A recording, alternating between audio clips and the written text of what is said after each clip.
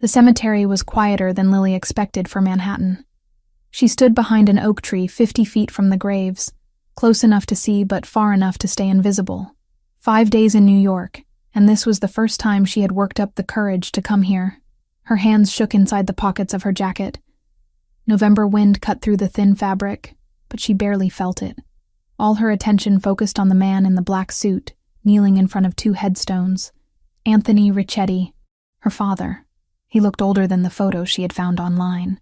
Gray streaked through his dark hair at the temples, silver against black. His shoulders curved forward as he placed white flowers on each grave. Margaritas. Lily recognized them from blurry memories that felt more like dreams than reality. He was crying, not hiding it, not trying to stop. Just letting tears fall onto expensive suit pants, while 4 men in dark clothes stood at respectful distances. Security, probably. The kind of security that came with being a Mafia boss. Lily pressed her back against the rough bark of the tree. Her chest tightened watching him touch the smaller headstone, the one with her name carved into granite, Lily Marie Ricchetti. Beloved daughter. Gone too soon. She was supposed to be dead. Had been dead for 9 years according to official records. The car accident that never really happened. The bodies they never found, because those bodies were living in Tijuana, while everyone searched the Hudson River for corpses that did not exist. Her mother had orchestrated everything. Rachel Ricchetti, who spent 9 years telling Lily that the man now sobbing over an empty grave was a monster. Violent. Dangerous. Someone they had to escape from or die trying. But monsters did not cry like that. Monsters did not visit graves every single day for 9 years. Lily had been watching for 3 days now, and Anthony came every morning at exactly 7:30, regardless of weather. He spoke to the graves. Lily could not hear the words from this distance, but she saw his lips moving, saw him trace fingers over the engraved names, saw him stay long past when most people would have left. The memory hit her without warning. Being 6 years old, her mother picking her up from school with wild eyes and frantic energy. "We are going on an adventure," Rachel had said. "Do not tell anyone. It is a surprise for your father." Lily had believed her, had climbed into the car excited for whatever surprise awaited, had not understood when they drove straight out of the city without stopping, had not known that she would not see her father again for nearly a decade. The staged accident came 3 days later. Rachel had help, someone Lily never saw clearly. They abandoned the car near the river with enough evidence to suggest it had gone in. Rachel cut and dyed Lily's hair in a gas station bathroom. They crossed into Mexico using fake documents that Rachel had somehow obtained. Tijuana became home. A small apartment with peeling paint and a bathroom that never got hot water. Rachel worked cash jobs, cleaning houses and waiting tables. Lily went to public school and learned Spanish faster than English. They moved every year, sometimes more often. Rachel never explained why they ran, just said over and over that Anthony was dangerous, that he would hurt them if they went back, that this life was better than the alternative. Lily had believed her. What else could a child do? Then came the cancer. Aggressive, spreading fast. Rachel refused real treatment. Too expensive and too likely to put them in the system where Anthony might find them.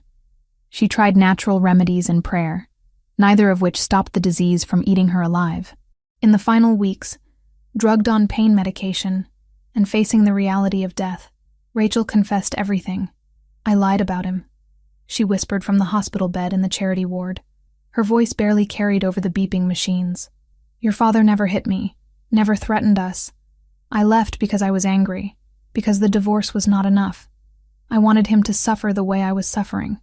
Lily had sat frozen in the plastic chair, not believing what she heard. "I wanted custody.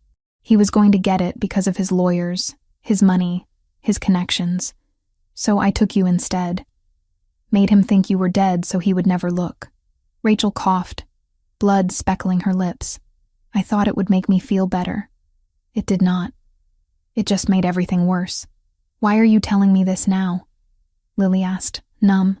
"Because you should know the truth. Because you deserve to know your father was not the monster I said he was." Rachel reached for Lily's hand with fingers like bird bones. "He is dangerous. That part is true. He runs the organization his father built. But he loved you. Loved you more than anything. Rachel died 2 days later. Lily was 15, alone in a foreign country with barely enough money for a bus ticket north. She cremated her mother using the last of their savings and sat with the ashes in the apartment for a week, trying to decide what to do. The truth had shattered everything she thought she knew. Her entire childhood built on a lie.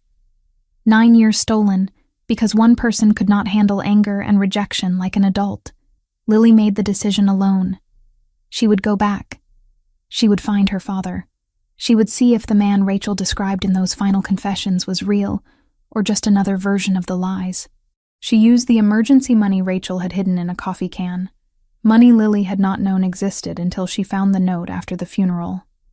She forged documents claiming she was 18, hitchhiked to the border, and crossed using a fake name. Lily Mitchell. Common, forgettable. New York felt like another planet. Too big, too fast, too loud. Everything cost money she did not have. She slept in a youth shelter the first 2 nights, terrified someone would ask too many questions. Then she found the program, Youth Restoration, an organization that placed at-risk teenagers in supervised work programs with partner companies. One of those partners was Richetti Enterprises. Lily had stared at the name on the website for 20 minutes. It felt like fate, or maybe just Manhattan being a smaller world than it seemed. She applied using her fake identity, said she was an orphan, had run from an abusive foster situation in Boston, needed a fresh start. The lies came easier than they should have, but 9 years with Rachel had taught Lily how to survive by hiding truth. The interview was with a woman named Samantha Wells. Red hair, kind eyes, questions that probed without feeling invasive. "Why New York?" Samantha asked, pen poised over application paperwork. "Because no one knows me here," Lily answered. It was the most honest thing she said during the entire conversation. Samantha studied her for a long moment. Then she signed the approval form. "You start Monday. Do not make me regret giving you this chance." Lily nodded, throat tight. "I will not." That had been 5 days ago. Since then, Lily had been gathering courage to do what she came here for. To see Anthony Richetti. To understand who he really was before revealing herself, because the fear lingered. What if Rachel was right about some of it? What if he was dangerous? What if returning from the dead after 9 years made him angry instead of happy? So Lily watched, and what she saw broke something inside her chest that had already been fractured by too many revelations. Anthony stood now, brushing dirt from his knees. He said something to the graves that Lily still could not hear. Then he turned and walked toward the black SUV waiting by the cemetery entrance. He moved like someone carrying immense weight, shoulders tight, head slightly bowed. The security detail fell into formation around him, professional and alert. Lily waited until the SUV pulled away before stepping out from behind the tree. Her legs felt unsteady as she approached the graves. She stood where her father had been kneeling moments before. The flowers he left were fresh, white petals perfect against gray stone. Her own headstone stared back at her. The dates wrong, the death a fiction, but the grief etched into every letter completely real. "I am sorry," Lily whispered to the name carved in granite. Sorry for being alive when he thought she was dead. Sorry for the 9 years of pain. Sorry for everything Rachel had done using Lily as a weapon. She touched the cold stone, fingers tracing her own name. Tomorrow she would start work at Richetti Enterprises. Tomorrow she would be in the same building as Anthony, breathing the same air, existing in the same space for the first time in 9 years that he would remember. And she still had no idea what she would say when the moment came to stop being invisible. The wind picked up, scattering dead leaves across the perfectly maintained cemetery lawn. Lily pulled her jacket tighter and forced herself to walk away from the grave. She had a shelter curfew to make, and missing it would raise questions she could not afford to answer. On the subway back to the shelter, crushed between commuters, Lily pulled out the photo she kept folded in her pocket, the only one she had managed to save from childhood. Her 4th birthday, Anthony holding her on his shoulders while she laughed at something off camera. He looked happy, young, unburdened. She wondered if he ever smiled anymore, if 9 years of grief had killed that part of him completely. Monday morning came too fast. Lily stood outside the Richetti Enterprises building at 6:45, staring up at 18 floors of glass and steel. Somewhere in there, Anthony was probably already working, planning whatever Mafia bosses planned, living the life that Rachel had tried to steal Lily from. Samantha met her in the lobby at 7 sharp. "Ready?" she asked, professional smile in place. Lily nodded, not trusting her voice. The elevator ride felt eternal. They got off on the 15th floor, administrative offices. Clean, modern, intimidating in its perfection. "You will be working in filing and cleaning," Samantha explained as they walked through the space. "Keeping the records organized, maintaining the offices. Simple work, but important." "Understood." Samantha stopped outside a door marked Archive. "Few rules. Do not interact with senior executives unless spoken to first. Do not ask questions about business matters. Stay focused on your assigned tasks. Can you do that?" "Yes." "Good." Samantha handed her a key card. "Your shift is 7 to 3, Monday through Friday. Any problems? You come directly to me." Lily took the card, feeling the weight of plastic and lies in her palm. "Thank you for this opportunity."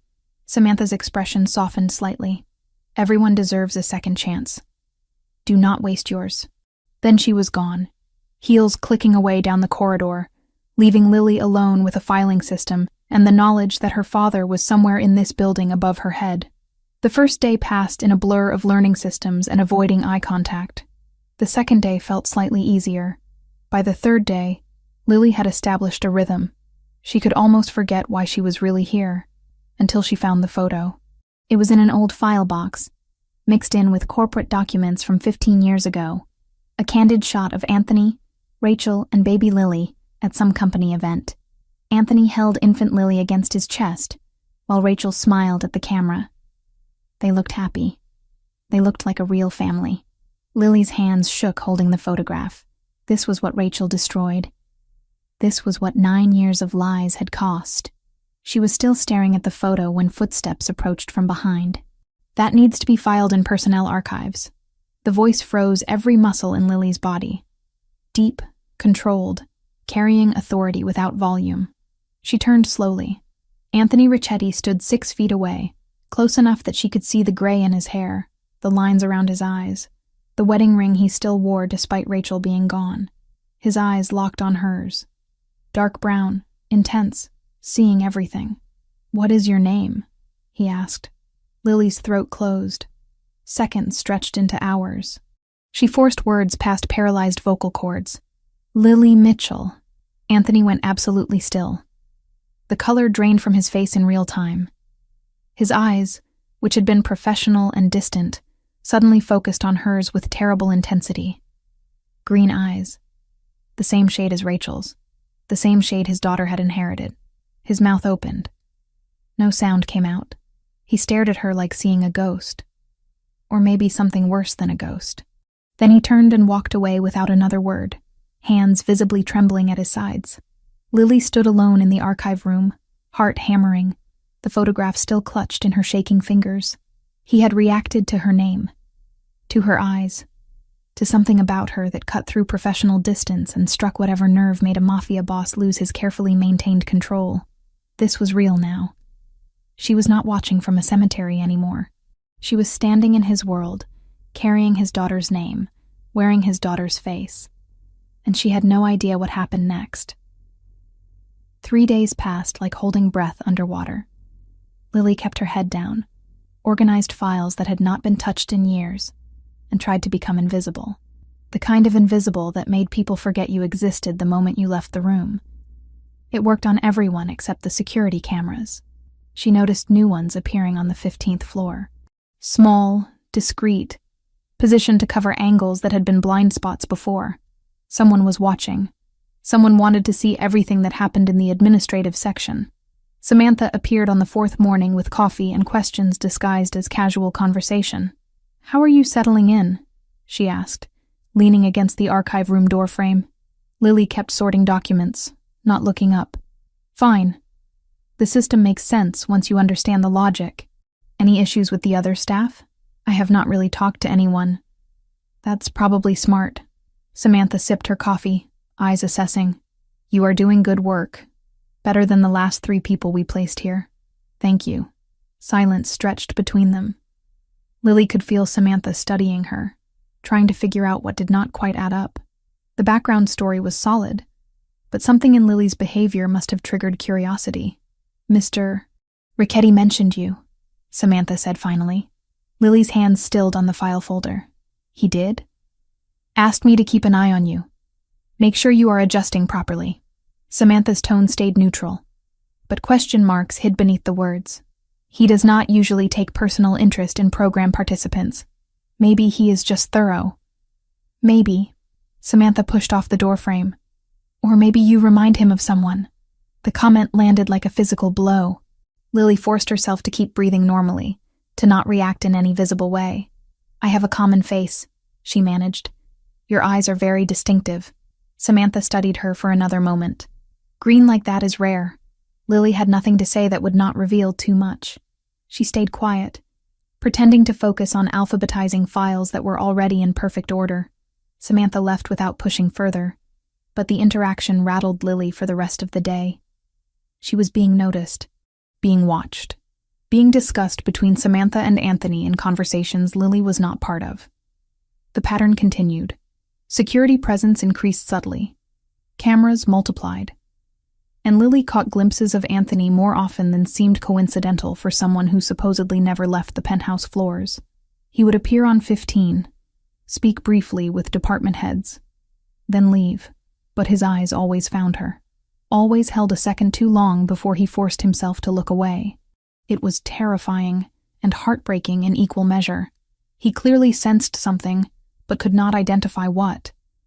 The coincidence of her name combined with her appearance created cognitive dissonance he was trying to logic away. Dead daughters did not return, especially not 9 years later working as file clerks. On the 7th day, Lily stayed late. Most staff left by 4, leaving the 15th floor quiet except for the hum of ventilation systems.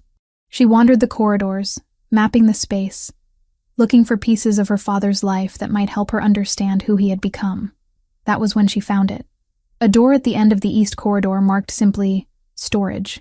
It had a basic padlock, the kind that looked secure but was not, if you knew what you were doing. Lily glanced at the nearest camera. It pointed toward the main hallway, not this dead-end section. Blind spot. Probably intentional for whatever was kept inside. Her fingers worked the lock using a bent paperclip, and the skills Rachel had accidentally taught her.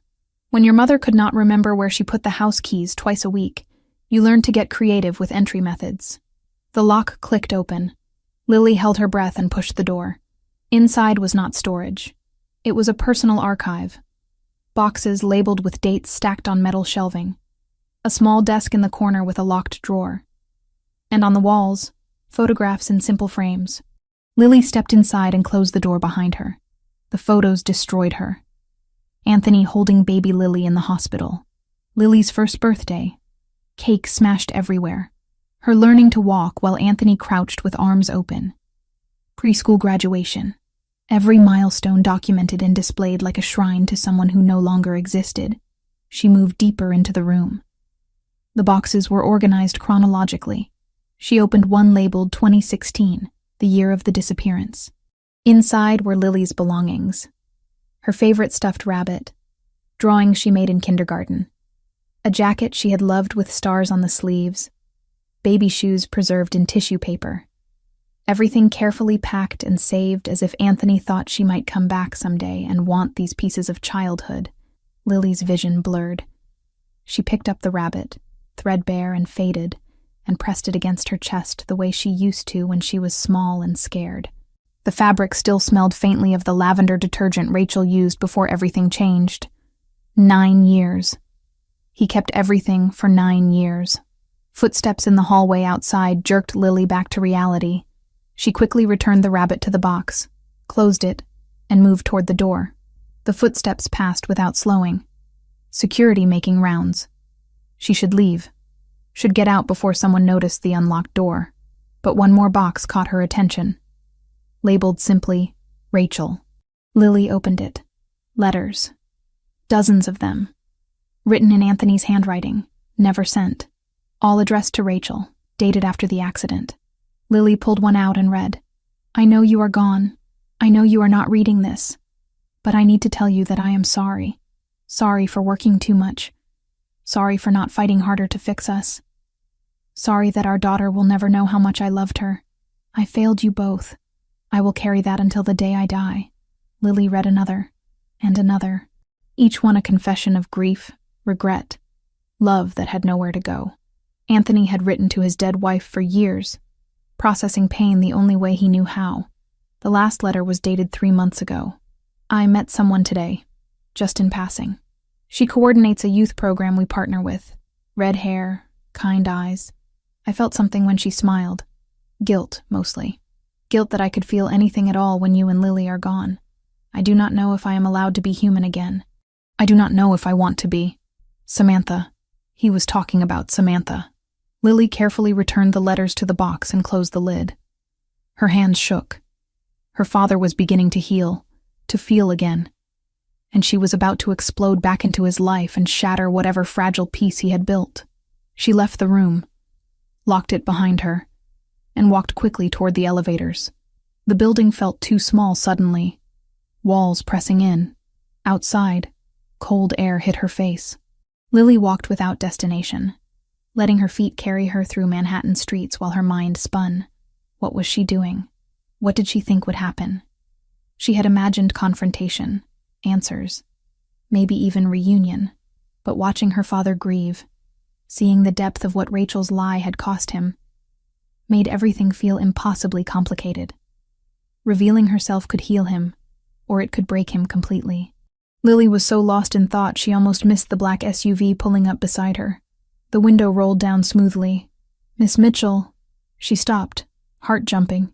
A man in a dark suit sat in the back seat. Not Anthony. Someone else. Older, with sharp eyes and a face that suggested violence lived close beneath the surface. "Mr. Ricchetti would like to speak with you." "Now?" Lily's voice came out smaller than she intended. Now. It was not a request. Lily understood enough about this world to know that refusing would create problems she could not handle. She got into the SUV. The drive took 15 minutes. They went to a building in a different part of the city, upscale but not corporate. Residential maybe, or something pretending to be. The man, who was not Anthony, led her to a penthouse on the top floor. The door opened into a space that screamed wealth without trying. Floor-to-ceiling windows showing the city skyline. Furniture that looked expensive because it was. Art on the walls that might have been originals. Anthony stood near the windows, back to the door. He did not turn when Lily entered. "Leave us," he said to the man who brought her. The door closed. Lily and Anthony were alone. Silence stretched.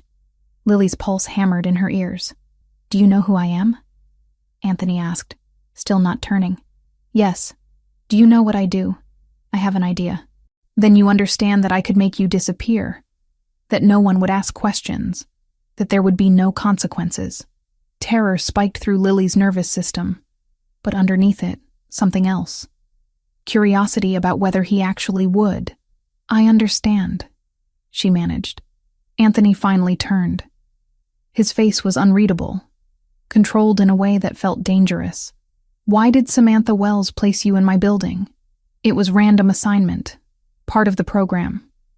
"I do not believe in random." He moved closer, each step measured. "You show up out of nowhere with a name that makes me feel like I am losing my mind, and I am supposed to think it is coincidence?" Lily held his gaze even though every instinct screamed to look away. "My name is common. I did not choose it to hurt you." That was true.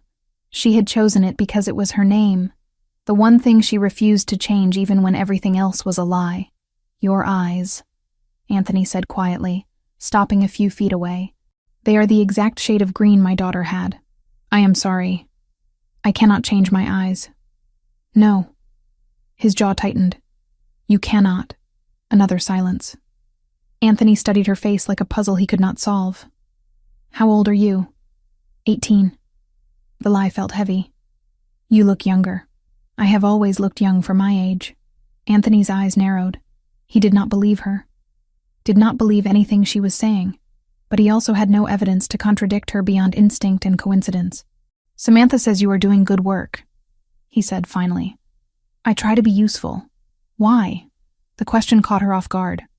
Why what? Why do you try? Most kids in your situation do the minimum. You go beyond. You stay late. You fix problems no one asked you to fix. Why? Because I need to understand you. Because I need to know if coming back was the right choice. Because I am terrified, and this is the only control I have. I do not have anywhere else to be, Lily said instead. Something flickered across Anthony's face. Understanding, maybe. Pity. The shelter system is brutal, he said. I manage. You should not have to just manage. He pulled out his phone, typed something quickly. I am having an apartment prepared. Secure building, good neighborhood. You will move in tomorrow. I cannot accept that. You can, and you will. His tone left no room for argument. Consider it part of the program benefits. Samantha did not mention housing. I am mentioning it now. Lily opened her mouth to protest and saw the expression on Anthony's face. This was not negotiable. For reasons she did not fully understand, he had decided she needed protection, and he was going to provide it whether she wanted it or not. Thank you, she whispered. Anthony nodded once. A car will pick you up from the shelter tomorrow at 8. Bring whatever you have. Everything else will be provided. Why are you doing this? The question hung between them. Anthony looked at her for a long moment, something broken and desperate moving behind his carefully controlled expression. Because no child should have to survive alone. The car took Lily back to the shelter in silence. She lay awake that night staring at the ceiling, replaying every word of the conversation. He was helping her, protecting her, responding to her existence with generosity instead of suspicion, and he had absolutely no idea who she really was. The apartment Anthony provided was more than Lily had lived in her entire life. Hardwood floors, actual furniture that was not falling apart, a kitchen with appliances that worked, windows overlooking a street where people walked dogs and carried coffee without looking over their shoulders. It felt wrong, like wearing someone else's skin. Lily spent the first night sitting on the couch, afraid to touch anything. Morning came, and she forced herself to get ready for work, using the shower that had endless hot water and the towels that were softer than any clothing she owned. The week settled into routine. Work from 7 to 3. Learning the filing systems until she could navigate them in her sleep. Watching Anthony appear and disappear like a ghost on the 15th floor. Never speaking directly to her, but always aware of exactly where she was. The locked room called to her. Lily had left it alone after that first intrusion, worried that pushing boundaries would trigger consequences. But the memory of those boxes, those photographs, those pieces of childhood she barely remembered, pulled at her constantly. On Friday evening, after everyone left, Lily stood outside the storage room door. The building was quiet, except for the soft hum of electronics. Security would be making rounds, but she had timed their pattern, 15 minutes between sweeps of this corridor. The lock opened easily under her fingers. Muscle memory from years of necessity. Inside, nothing had changed. The boxes still sat on their shelves. The photographs still lined the walls. But this time Lily noticed the DVDs. Dozens of them, labeled with dates and events. She picked one at random. Lily, age 3, pizza making. A television and DVD player sat on the desk in the corner. Someone came here to watch these, recently, based on the lack of dust. Lily inserted the disc and pressed play. The screen flickered to life. A kitchen she barely recognized. Bright, clean, full of afternoon sunlight. And there, small enough to need a step stool, stood a little girl with dark curls and a white apron that dragged on the floor. Lily's breath caught. That was her. Actually her. Not a photograph, but moving and alive and real. Anthony's voice came from off-camera. Okay, Piccola. First we add the flour. Can you reach? I can do it! Little Lily's voice high and confident. She grabbed a measuring cup bigger than her hands. Careful. Not too much. I know, Papa. You told me already. The exasperation in her child voice made present-day Lily want to laugh and cry simultaneously. The video continued. Anthony appeared on screen, younger, less gray, genuinely smiling. He guided small hands through the process of making dough, mixing, kneading, shaping. Little Lily talked the entire time, asking endless questions that Anthony answered with patience Lily had not known existed. "When I am big, I will make pizza every day," little Lily announced. Every day might be too much pizza.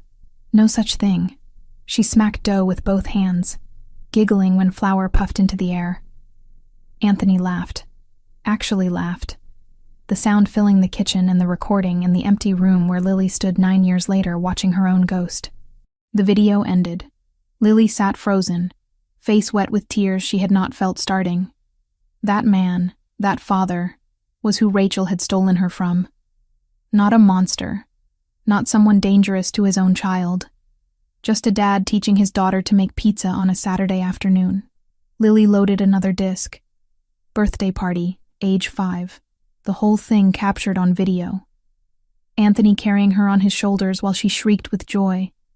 Rachel smiling genuinely before whatever darkness took root in her mind. Cake, presents, family members Lily did not recognize. She watched video after video, each one a piece of the childhood Rachel had erased. Each one proof that the lie had been complete and deliberate. Hours passed without Lily noticing. She was so absorbed in the screen that she did not hear the change in the building's ambient sound. Did not register that someone was accessing security footage in real time. 3 floors up, Anthony sat in his private office staring at a monitor showing the storage room. He had known the moment Lily entered. The alert came directly to his phone, same as last time. But watching her watch those videos, seeing her face illuminated by memories she should not have access to, broke something in his chest that had already been cracked for years. She cried, openly, desperately, touching the screen when the child version of herself appeared, like she recognized something she had lost. Anthony picked up his phone to call security, to have her removed, questioned, possibly arrested for repeated breaking and entering. His finger hovered over the contact. On screen, Lily pressed her palm flat against the television. The video showed Anthony swinging his daughter in circles while she laughed. Present-day Lily's shoulders shook with sobs. Anthony put the phone down. He typed a message to security instead. Storage room on 15. Leave it unlocked going forward. Filing error. The response came immediately. Understood, sir. Anthony turned off the monitor. He did not want to watch anymore. Did not want to see this girl who was not his daughter grieving for a childhood that was not hers to mourn. Except something about the way she touched that screen, the way she whispered words he could not hear, made his certainty waver. He pushed the thought away violently. His daughter was dead. 9 years dead. Grief did not get to create false hope from coincidence, and a stranger with the right name. Lily finally left the storage room near midnight. She returned to the apartment Anthony provided and lay awake until dawn, processing everything she had seen. Her father loved her. Past tense, present tense, probably future tense. That love saturated every frame of video, every carefully preserved toy, every photograph hung with precision. Rachel had destroyed that, deliberately, cruelly. Lily was angry at her dead mother in a way that felt dangerous. Anger that had nowhere to go, no target to confront, no way to be resolved. Saturday morning, Samantha called. "Are you busy? I thought we could grab coffee." Lily almost said no, almost claimed exhaustion or errands. But Samantha's voice carried concern that felt genuine, and Lily was tired of being alone with thoughts that spiraled darker by the hour.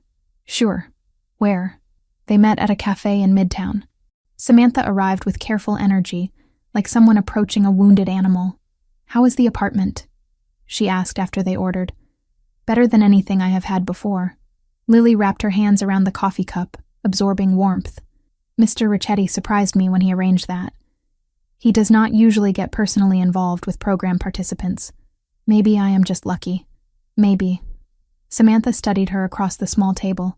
Or maybe you remind him of someone, and he is trying to help in the only way he knows how. Lily said nothing. Safer to stay quiet than risk revealing too much. "I ran your background," Samantha said bluntly. "The official one from your application. Ice water filled Lily's veins. And there are inconsistencies. The school you claim to attend has no record of a Lily Mitchell. The foster home does not exist at that address. Your story has holes. Lily's mind raced through options. Deny? Deflect. Run. I am not going to report you, Samantha continued. But I need to understand who you really are. Because if you are running from something dangerous, I need to know. And if you are lying to get close to Mr. Ricchetti for some other reason, I need to know that too. I am not trying to hurt anyone. Lily's voice came out smaller than intended. Then what are you trying to do? The truth sat on Lily's tongue, heavy, desperate to be spoken, but fear held it back. Fear that saying it out loud would make everything irreversible. My mother died 2 months ago, Lily said instead. Partial truth, easier to manage. Cancer. We were living in Mexico. She did not have papers. I did not have papers. When she died, I had nothing. No family, no money, nowhere to go. So, you came to New York. I came home. The words slipped out before Lily could stop them. Samantha's expression sharpened. Home? I was born here. Before we left. Before everything. Lily met Samantha's eyes, willing her to understand without explanation. My mother had reasons for leaving. I am not sure they were good reasons anymore. What was your real name? Before Lily Mitchell? I cannot tell you that. Cannot or will not? Both. Samantha leaned back, processing. You are not 18. No. How old? 15. Samantha closed her eyes briefly. Christ. 15 and alone in New York with forged documents. Do you understand how dangerous that is? I survived worse in Tijuana. That does not make this safe. Nothing about my life is safe. At least here I have a chance at understanding where I came from. Lily's voice broke slightly. At understanding who I was supposed to be, before my mother took that away. Silence settled between them. Other cafe patrons talked and laughed, oblivious to the confession happening at the corner table. I am not going to turn you in, Samantha said finally. But you need to be careful. If Anthony finds out you have been lying, that you broke into his personal storage, that you are not who you claim to be, he will make me disappear. Lily finished the sentence calmly. He will consider it. That man protects what is his with terrifying efficiency. And right now, for reasons I do not fully understand, he considers you under his protection. If he thinks you betrayed that, the response will not be gentle. I am not betraying anything. I am just trying to survive. By lying to a mafia boss. Samantha's tone carried no judgment, just statement of fact. By trying to find home in the only place that ever felt like one. Even if I barely remember it. Samantha paid for the coffee and stood. Be careful, Lily. Whatever your real name is, whatever you are really doing here, be extremely careful. Some truths are more dangerous than lies. They parted on the street. Lily walked back to the apartment feeling more exposed than before, but also strangely lighter. Samantha knew she was lying, but Samantha was not turning her in. That evening, Samantha sat across from Anthony in a restaurant he owned but never advertised. The kind of place where business happened between courses and waitstaff knew not to overhear conversations. Thank you for making time, Samantha said, nervous in a way she rarely felt. You said it was about the program. Anthony's attention focused entirely on her. Intense, undivided. Initially, yes. But I am realizing I wanted an excuse to see you outside work. Something shifted in Anthony's expression. Surprise, maybe. Interest, definitely. I am not good company lately, he said. I will risk it, they ordered. Conversation started professional, discussing program logistics and participant progress. But gradually, naturally, it drifted personal. You lost someone, Anthony said. Not a question. My brother. 7 years ago. Gang shooting. Wrong place at the worst time. Samantha's fingers traced the rim of her wineglass. He was 19. Had just started college. Wanted to be a teacher. I am sorry. I spent years angry. At the gangs, at the system, at him for being there. Eventually, I realized the anger was not helping anyone. So I started the program, trying to pull kids out before they ended up like my brother. Anthony nodded slowly. Grief makes us do strange things. You understand that better than I wish I did. He stared at his untouched drink. My wife and daughter died 9 years ago. Car accident. Bodies never recovered, but they are gone. Have been gone. I visit their graves every morning. Have for 9 years straight. People think that is strange. People do not understand loss until it happens to them. No, they do not. Anthony looked up, meeting her eyes. You are the first person in years who has not treated me like I am broken because I still mourn. You are not broken. You are grieving. Those are different things. Are they? Yes. Samantha reached across the table, touched his hand briefly. Broken suggests something that cannot be fixed. Grieving just means you love deeply. That is not a flaw. Anthony's expression cracked slightly, vulnerability showing through carefully maintained armor. I do not know how to stop, he admitted quietly. Do not know how to move forward when they are still everywhere I look. Maybe you are not supposed to stop completely. Maybe you just learn to carry it differently. They talked for hours. About loss, about guilt, about the impossible weight of continuing when part of you died with the people you could not save. When Anthony walked Samantha to her car, he seemed lighter, less burdened. Thank you, he said. For dinner? For seeing me. Not the reputation or the fear. Just me. Samantha smiled. Same to you. She drove away feeling the beginning of something she had not expected. Connection with someone who understood darkness without being consumed by it. Anthony returned to his penthouse and stood at the windows overlooking the city. For the first time in 9 years, the thought of tomorrow did not feel entirely like punishment. Somewhere across Manhattan, Lily lay in an apartment she did not deserve, thinking about videos of a father who loved her and a mother who destroyed everything for reasons that would never make sense. 3 people, 3 different perspectives, orbiting the same truth that none of them could see yet. 10 days into working at Richetti Enterprises, Lily had almost convinced herself that she could maintain the careful balance indefinitely. Keep her head down, do her job, observe Anthony from a safe distance while deciding how and when to reveal the truth. That illusion shattered on a Tuesday afternoon. Samantha had hired a private investigator the week before. Not through official channels, just a quiet inquiry into the background of Lily Mitchell. The inconsistencies bothered her too much to ignore, and if the girl was running from something dangerous, Samantha needed to know what. The investigator was thorough. He checked school records, foster system databases, immigration logs. Most of it came back empty, which was suspicious on its own. But one search returned something that made him call Samantha immediately. I found a Rachel Richetti in the immigration records, he said. Crossed from Mexico into Texas 5 days before your Lily Mitchell showed up in New York. Had a minor dependent with her. Samantha felt her stomach drop. When did Rachel Richetti die? Officially? 9 years ago. But these records are recent.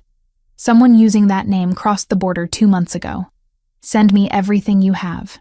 The files arrived within the hour. Samantha stared at the documentation, mind racing through implications. Rachel Richetti was supposed to be dead. Anthony's wife, gone in the accident that also took his daughter. But if someone using that name crossed the border with a child, and days later, a 15-year-old girl with green eyes and the name Lily appeared in a program partnered with Anthony's company, Samantha grabbed her phone to call Anthony, then stopped. She needed to talk to Lily first, needed to understand what was happening before involving anyone else. What Samantha did not know was that the investigator had an employee, a young man who handled filing and copied documents for clients, a young man who also happened to be on the payroll of the Albanian Mafia, feeding them information about anyone investigating connections to their rivals. When he saw the name Richetti cross his desk, he photographed everything and sent it directly to his other employer. The Albanians had been watching the youth restoration program for months. It was perfect for their purposes. Anthony Richetti protected those kids, which meant they were leverage, potential targets, ways to hurt a man who was otherwise nearly untouchable. But this was something else entirely. If Anthony Richetti's supposedly dead daughter was actually alive and working in his building without his knowledge, That was information worth its weight in gold. They decided to investigate directly. Lily left work at 3, same as always. She walked the 6 blocks to the subway, lost in thought about the videos she had watched the night before. Another hour spent in that storage room. Another hour of seeing the father Rachel had stolen from her. She did not notice the man following her. Did not register the second man across the street keeping pace. Not until one of them stepped directly into her path. "Lily Mitchell," he said. Accent thick, Eastern European. "We need to talk." Lily stopped, every instinct screaming danger. "I do not know you, but we know you. Know your real name, too. Lily Ricchetti." He smiled without warmth. "Or should we call you the girl who came back from the dead?" Terror spiked through her. "I do not know what you are talking about." "No?" The second man appeared beside her, boxing her in. "You do not know Anthony Ricchetti? Do not work in his building? Do not live in the apartment he pays for? I work for a company. That is all. We think you are more than that. We think you are very interesting. And we think you might want to make some money telling us about your father." The word father landed like a physical blow. They knew. Somehow, they knew. Lily bolted. She ran without thinking, instinct taking over. Behind her, footsteps pounded pavement. Shouts in a language she did not understand. She made it 2 blocks before hands grabbed her jacket. Lily twisted, pulling free, but momentum sent her stumbling into a brick wall. Her arm scraped against rough surface, tearing fabric and skin. The men closed in. Then everything exploded into violence. Anthony appeared from nowhere, moving with speed that seemed impossible for someone his size. He grabbed the first man by the throat and slammed him into the same wall Lily had just hit. The sound of impact was sickening. The second man reached for something under his jacket. Anthony was faster. He caught the man's wrist, twisted sharply. Bone cracked. The man screamed. Lily stood frozen, watching her father dismantle 2 armed men in under 10 seconds. This was not the person from the videos. This was someone else. Someone dangerous and efficient and terrifying. Security vehicles screeched to a stop around them. Men in suits poured out, grabbing the 2 Albanians who were now on the ground groaning. Anthony turned to Lily. His eyes were wild, unfocused. Then he saw her bleeding arm, and something shifted. The violence drained away, replaced by concern that looked almost frantic. "You are hurt." His voice came out rough. "It is just a scrape. Get in the car." Not a request. The SUV was there, door already open. Lily got in, because refusing seemed more dangerous than complying. Anthony slid in beside her, already pulling out his phone. "Samantha, I need you at the penthouse immediately." He hung up before she could respond. The drive took 8 minutes. Lily counted every second, hyper-aware of Anthony beside her radiating barely controlled energy. He had not asked if she was okay. Had not asked what the men wanted. Just sat there breathing too fast and staring at her like she might disappear. The penthouse was exactly what she expected. Expensive, cold, overlooking the city like a kingdom. Anthony led her to a kitchen that looked barely used and pointed to a chair. "Sit." Lily sat. He returned with a first aid kit, movements precise but hands shaking slightly. He rolled up her sleeve, examining the scrape with focus that felt excessive for such a minor injury. "This will sting," he said, applying antiseptic. It did sting, but Lily barely felt it. She was too focused on Anthony's face. The concentration there, the care. Like this small injury mattered more than the violence that just happened. He bandaged the scrape with careful attention. Tape placed exactly right. Then his eyes caught on something else. Lily's jeans had torn during the fall, a small rip just above her left knee, exposing a scar about 1 inch long. Anthony's hands froze. "Where did you get that?" "The scar?" Lily looked down. "I fell off a bike when I was 5. Needed stitches." The color drained from Anthony's face. He stared at the scar like it was a ghost-made flesh. "What is wrong?" Lily asked. "Nothing," but his voice came out strangled. My daughter had a scar exactly like that. Same place, same shape." The moment stretched. Lily could see him processing, trying to make sense of coincidence piling on top of coincidence. Name, eyes, scar. How many similarities before it stopped being random?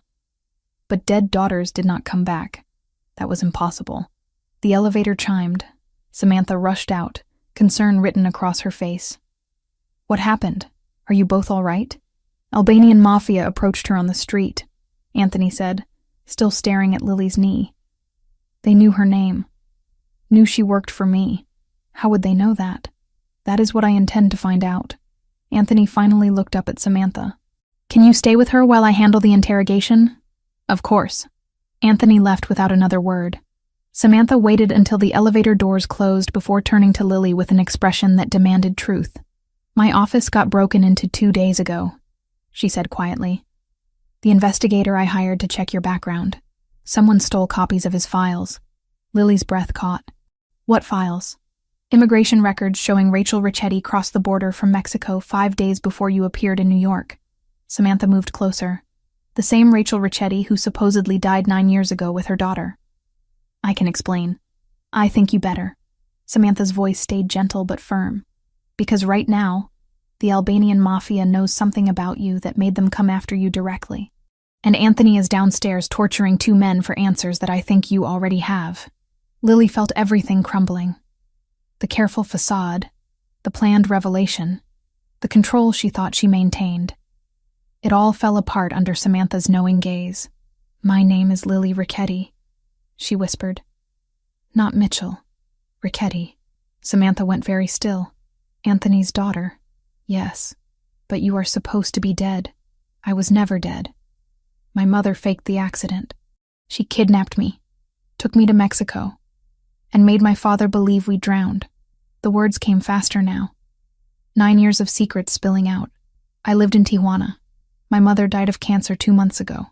Before she died, she told me the truth, that she lied about everything, that my father was not the monster she claimed. So I came back to see for myself. Samantha sank into a chair, processing. You have been watching him. Yes, and he has no idea who you are. No, Lily's voice broke. I wanted to be sure first. Wanted to know if my mother was right about him being dangerous. But she was not. He is not. He is just broken because of what she did to him. Lily. Samantha said her real name carefully. Do you understand what this means? What this will do to him when he finds out? I know. That is why I have not told him yet. I do not know how to tell him without destroying him. And in the meantime, the Albanian Mafia found out somehow. They are going to use this against him. Samantha stood, pacing. We need to tell Anthony before they do. I cannot. Not yet. Please. You do not get a choice anymore. Those men downstairs are going to talk. They are going to tell Anthony they were sent to investigate his supposedly dead daughter. When that happens, he is going to come up here demanding answers. And I am not going to lie to him. Lily felt tears burning. Give me 2 weeks. 2 weeks to figure out how to tell him myself. Please. Samantha looked at her for a long moment. Then something in her expression softened. 2 weeks, she agreed. But if the Albanians talk first, or if anything happens that puts you or Anthony in more danger, I am telling him everything immediately. Understood? Understood. They heard the elevator. Anthony returned, blood on his knuckles, face grim. They were sent to investigate rumors, he said. Someone told them Anthony Ricchetti's daughter might be alive and working in my building. They wanted to confirm before approaching me with the information. Who told them? Samantha asked. They do not know. The tip came through anonymous channels. But someone knows something, and they are using it to stir up trouble. He looked at Lily. I am increasing your security. Full detail, 24 hours. No arguments. That is not necessary. It absolutely is. Someone is targeting you because of your connection to me. That makes you my responsibility. Lily wanted to scream that she was more than a responsibility. She was his daughter, his supposedly dead daughter standing right in front of him bleeding from a scrape he had bandaged with shaking hands. But she stayed silent, because Samantha was right. The truth was coming whether she was ready or not, and when it did, nothing would ever be the same again. After the attack, after Anthony's hands stopped shaking from bandaging Lily's arm, after he left to interrogate the men who had grabbed her, Samantha stood alone with the girl in the penthouse and felt the weight of everything unsaid pressing down like physical force. "We need to talk," Samantha said quietly. "Now." Lily nodded, face pale. She looked younger than 15 in that moment. Looked like exactly what she was, a child playing a dangerous game with rules she did not fully understand. "I have evidence," Samantha continued, voice measured but firm. "Immigration records showing Rachel Ricchetti crossed from Mexico 5 days before you appeared. The investigator I hired found them before someone broke into his office and stole copies." Lily's breath hitched. "The Albanians. Probably. Which means they know something or suspect something, and that makes you a liability Anthony cannot afford." Samantha moved closer. "So I'm going to ask you one time, and you are going to tell me the truth. Who are you really?" The question hung between them. Lily's eyes filled with tears she had been holding back for weeks. "My name is Lily Ricchetti," she whispered. "Not Mitchell. Ricchetti." Samantha had suspected, had pieced it together from fragments. But hearing it spoken aloud still felt like the ground dropping away. His daughter. Yes, the one who supposedly died 9 years ago. I never died. My mother faked the accident. She took me to Mexico and told me he was dangerous, that he would hurt us if we came back. I believed her until she died of cancer 2 months ago and confessed it was all lies. The words spilled out faster now, desperate. She said he loved me, that she did this out of anger, not fear. So I came back to see if it was true. Samantha sank into the nearest chair, processing. 9 years. Anthony had mourned for 9 years, visited graves every morning for 9 years, kept videos and clothes and memories for 9 years, all while his daughter lived. "Does he know?" she asked, though she already knew the answer. "No." I wanted to be sure first. Wanted to see who he really was before I told him. Lily's voice broke. "I thought I had time. I thought I could just watch and decide. But now the Albanians know and everything is falling apart. You should have told him immediately. I was afraid. What if my mother was right about some of it? What if he was dangerous to me specifically? So you lied instead. Used a fake name, worked in his building. Let him give you an apartment and protection without telling him why you were really here." Samantha's tone carried no judgment, just exhaustion. "Do you have any idea what this will do to him when he finds out? I know it will hurt him. That is why I have not said anything yet. It will do more than hurt him, Lily. It will destroy him. He built his entire life around that grief, around the belief that he failed to protect you. And now you are here, alive, and he does not know." Lily wiped at her eyes. "What do I do?" Samantha thought about Anthony downstairs, probably breaking bones to get answers from men who knew a fraction of what she now knew. Thought about the way he had frozen when he saw Lily's scar, the way his hands shook bandaging a simple scrape. "You tell him," Samantha said finally. "But not today. Not while he is in interrogation mode, and you are still shaking from being grabbed on the street. Then when? I will give you 2 weeks, 14 days to prepare yourself, to figure out how to say it. But if the Albanians move again, or if I think he is about to find out some other way, the deal ends. I tell him everything immediately. Why are you helping me? Because you are a child who got caught up in an adult's terrible choices. And because he deserves to hear this from you, not from me or from enemies trying to use it as leverage." Samantha stood. "But understand this clearly. If you run, if you disappear, if you do anything that makes this worse, I will tell him everything. Are we clear?" "Yes. Say it." "I understand. 2 weeks. Then I tell him myself or you do it for me." "Good." Footsteps approached from the hallway. Anthony returned, blood on his knuckles from interrogation that had clearly been less conversation and more violence. "They talked," he said, voice flat. "The Albanians were sent to investigate rumors. Someone told them Anthony Ricchetti's dead daughter might be alive and working in my building. They wanted to confirm before approaching me directly." "Who told them?" Samantha asked, though she already suspected the answer involved her investigator's office. "They do not know. Anonymous tip through their network. But someone is feeding information, which means someone either knows or suspects something." His eyes moved to Lily, "which makes you dangerous to have around. Not because of who you are, but because of what people think you might be. Lily said nothing. Could not say anything without revealing everything. I am increasing security, Anthony continued. Full detail, rotating shifts, 24-hour coverage. You do not leave that apartment without 2 men minimum. You do not go anywhere I have not approved first. Understood? That is not necessary, Lily protested weakly.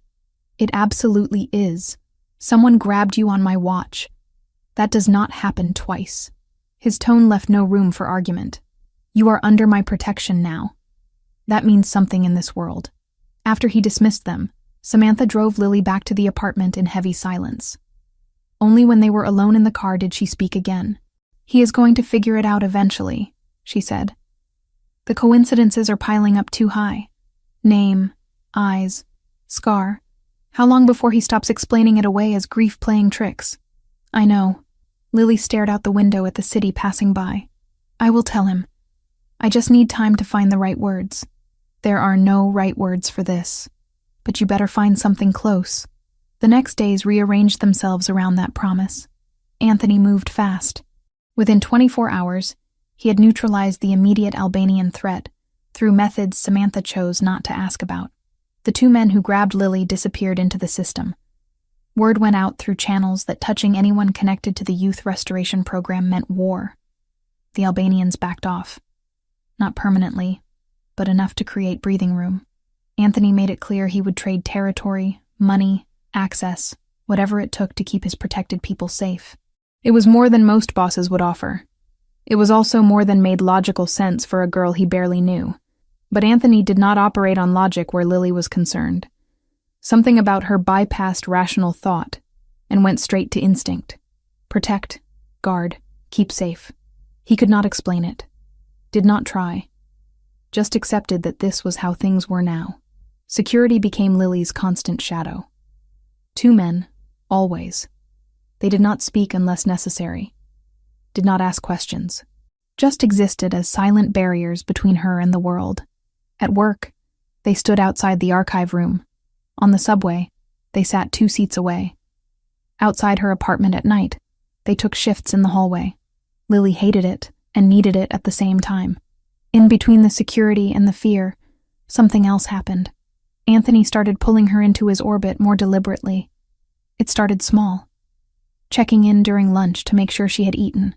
Asking about her day when their paths crossed in the building. Small gestures that felt oversized coming from someone like him. Then it escalated. I am having dinner with Samantha tonight, he told Lily one afternoon. You should join us. That is not necessary, she said automatically. I am not asking if it is necessary. I am telling you that I want you there. She went because refusing felt impossible. The restaurant was quieter than she expected. Private room, single table, candles that made everything feel intimate rather than formal. Anthony was already there when they arrived, reading something on his phone. He looked up as they entered. His expression softened in a way Lily had only seen in the videos. Sit, he said. Both of you. Dinner became a pattern over the following 2 weeks. Sometimes it was the 3 of them. Sometimes just Anthony and Samantha while Lily stayed behind. Aware that something was building between them that had nothing to do with her. She watched them carefully during those shared meals. Watched the way Anthony leaned toward Samantha when she spoke. The way his voice dropped into something gentler when he answered her questions. The way he smiled. Actually smiled. At things she said. You are different with her, Lily observed one night when Samantha had stepped away to take a call. Anthony did not deny it. She sees me. Not the reputation or the fear. Just the person underneath all of it. That matters to you. More than I thought it would. He studied Lily across the table. You understand loss. I can see it in you. The way you hold yourself. Like you are used to things disappearing. My mother died 2 months ago, Lily said. True enough. Even if incomplete. Then you know what it costs to keep breathing after. He paused. Samantha understands that too. Her brother died young. Gang violence. She spent years trying to save other kids from the same fate. Is that why you trust her? I trust her because she does not flinch from difficult truths. And because when I talk about my daughter, she does not look at me like I am broken. The mention of his daughter made Lily's chest tighten. You still think about her, she said carefully. Every day. Every hour. His voice carried weight that years could not erase. She would be your age now. 15. I wonder what she would be like. If she would still love making terrible jokes. If she would argue with me about everything the way she did when she was 6. What happened? Lily asked, even though she knew. Needed to hear him say it. Car accident. My wife was driving. They went into the Hudson River. We never found the bodies, but the blood evidence, the timeline, everything pointed to them being gone. He exhaled slowly. I have spent 9 years wondering if they suffered. If they were afraid. If my daughter called for me while she drowned. The pain in his voice nearly broke her. Lily wanted to reach across the table and tell him right then. Tell him she had not drowned, had not suffered in that way, had been alive this entire time. But Samantha was returning, and the moment closed. Later that night, after Anthony had walked them both to their cars, Samantha pulled Lily aside. You are running out of time, she said quietly. He is starting to care about you independent of whatever instinct is telling him to protect you. When he finds out you have been lying this entire time, that care will turn to something much worse. I know. I am working on it. Work faster. The 2 weeks moved like water through cupped hands. Lily tried to write the confession a dozen times. Started letters she could not finish. Practiced speeches that sounded hollow out loud. Meanwhile, Anthony wrestled with ghosts. The scar on Lily's knee haunted him. He thought about it at night when sleep would not come. Thought about the day his daughter fell off her bike. The way she cried but refused to let go of his hand through the entire emergency room visit. 6 stitches. Small scar. Same location as the mark he had seen on this stranger who worked in his building and looked at him with eyes the exact shade of green his wife had passed to their child. He told himself it meant nothing. Coincidence existed. Scars happened. People fell. But the explanation felt thinner each time he repeated it. One night he sat in the storage room on 15, watching videos of his daughter. Paused on a frame of her face at age 4, then pulled up security footage of Lily from that morning. Side by side, they looked nothing alike. Different ages, different contexts, different lives.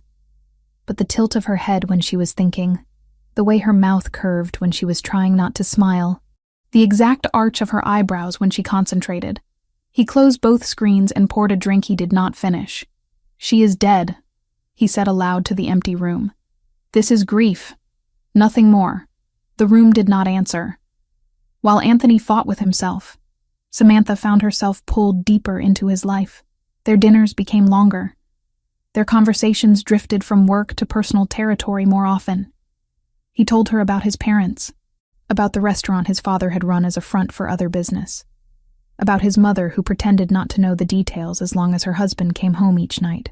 Did you ever want something different? Samantha asked one evening. When Lily was born, yes. I thought about leaving, taking them somewhere quiet.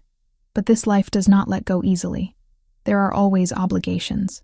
He looked at her with something raw, showing through the usual control. If I had known what staying would cost, I would have burned it all down myself. You loved them that much. I love them that much, he corrected. Present tense. That does not end. Does it get easier? Some days it feels like a scar that has healed over. Still there, but not actively hurting. Other days it is as fresh as the first morning. No pattern. No warning. You just wake up and it is there again. Samantha reached across the table, touched his hand briefly. You are allowed to feel things again. To want things that are not just about surviving. Am I? Yes. He looked at their hands, his larger and scarred from years of violence, hers smaller and steadier. He did not pull away. I am not good at this, he admitted quietly. At being anything other than what I am. I am not asking you to be different. I am asking you to let someone in. The last time I did that, I lost everything. And if you never do it again, you lose anyway. Just slower. The truth of it settled between them. Anthony lifted her hand to his lips, kissed her knuckles with reverence that felt almost sacred. Thank you, he said. For what? For not giving up on the idea that I might still be human underneath all of this. Samantha drove home that night with the ghost of his kiss still on her skin, and the weight of Lily's secret heavy in her chest. She texted Lily when she got inside. "Time is almost up. Have you decided how you are going to tell him?" The response came back quickly. "Yes, I am writing it down. Everything. He will read it, and then I will be there to answer whatever questions he has." "When?" "End of this week, before the 2 weeks are up." "Good. Because I do not think I can keep this from him much longer. He is starting to ask questions I cannot answer without lying directly to his face. I know. Thank you for giving me this time. Do not thank me yet. This is going to get much worse before it gets better." Lily read the text and knew Samantha was right. But worse was coming regardless. At least this way, she controlled the timing. She pulled out a blank page and began to write. The story started where all stories start, at the beginning. And this time she did not stop until every word was on paper. Saturday arrived cold and clear. Lily dressed carefully, choosing jeans and a sweater that would not draw attention. She braided her hair because leaving it down felt too vulnerable for what she was about to do. The SUV picked her up at noon. Samantha was already inside, expression carefully neutral. Anthony sat in front, speaking quietly into his phone in Italian. He hung up as the vehicle pulled into traffic. "We will be there in 40 minutes, he said without turning around. "The house is empty today. My cousin is out of town." Lily watched the city give way to suburbs, then to spaces between properties that suggested wealth existed here in acres rather than square footage. When they finally turned down a private drive, her breath caught. She remembered this. Not clearly, not with adult precision, but in fragments. The iron gate, the long driveway lined with trees, the house itself, brick and stone, and windows that reflected sky. They parked in front. Anthony got out first, waited for them to follow. "It has been in the family for 30 years, he said. "My father bought it when the business became successful. I lived here with Rachel and Lily before things fell apart." He said his daughter's name without flinching, but Lily saw the tightness around his eyes. They walked to the door. Inside, the house was preserved in a way that suggested someone cared about its history. Furniture that looked original, photographs on walls, rugs that had been there for decades. Anthony moved through the space like a ghost revisiting old haunts. He pointed out rooms with sparse description. Living room, dining area, kitchen where Rachel tried to teach me to cook and gave up after I burned pasta 3 times. Lily followed, heart pounding. She recognized pieces, the curve of the staircase, the chandelier in the entryway that caught light in specific patterns. Then Anthony stopped at a closed door on the 2nd floor. This was her room, he said quietly. Lily's. My cousin kept it mostly the same. Said it felt wrong to change it. He opened the door.